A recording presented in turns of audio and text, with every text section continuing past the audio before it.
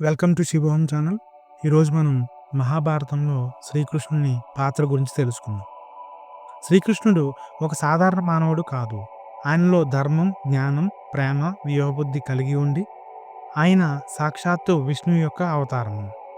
విష్ణువు 8వ అవతారంగా భూలోకానికి అవతరించిన శ్రీకృష్ణుడు జగతికి ధర్మాన్ని బోధించడానికి పుట్టాడు.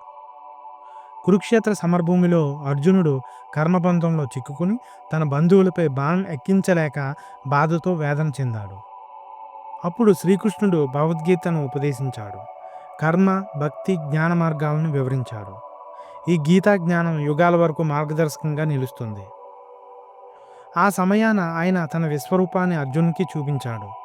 ఏకకాలంలో సహస్ర రూపాలతో కనిపించి తాను పరమాత్మనేనని బోధించాను. యుద్ధం నివారించేందుకు పాండవుల తరపున శాంతిదూతగా హస్తినాపుర సభకు వెళ్ళిన శ్రీకృష్ణుడు 5 గ్రామాలు మాత్రమే కోరాడు. కానీ కౌరవులు అవినీతిగా తిరస్కరించారు. కురుక్షేత్రంలో అర్జునునికి సారథిగా మారిన శ్రీకృష్ణుడు యుద్ధరంగంలో వ్యూహాలను అద్భుతంగా నటింపచేశాడు. భీష్ముడు శిఖండిని చూసి చేతులు వదిలాడు. ఇదే సమయాన్ని ఉపయోగించిన అర్జునుడు బాణాల వర్షం కురిపించాడు.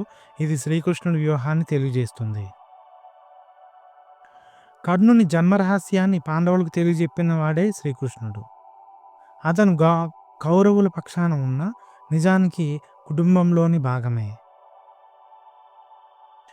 ద్రోణాచార్యుని ఓడించేందుకు అశ్వత్థామాత అనే వ్యూహం, అది కూడా శ్రీకృష్ణుని మేధస్సు ఫలితం.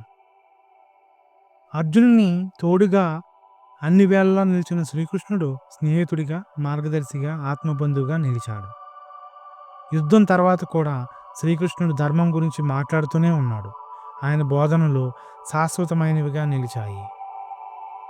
సమయం పూర్తి కాగానే కృష్ణుడు మౌనంగా అడవిలోకి వెళ్ళిపోయాడు. ఆయన రాకముందు శాంతి లేదు, వెళ్ళాక ఖాళీగా అనిపించింది. ఒక రాయి మీద పడిన వీణ మరియు నెమలి పించం, ఇది కేవలం గుర్తుగా మిగిలింది.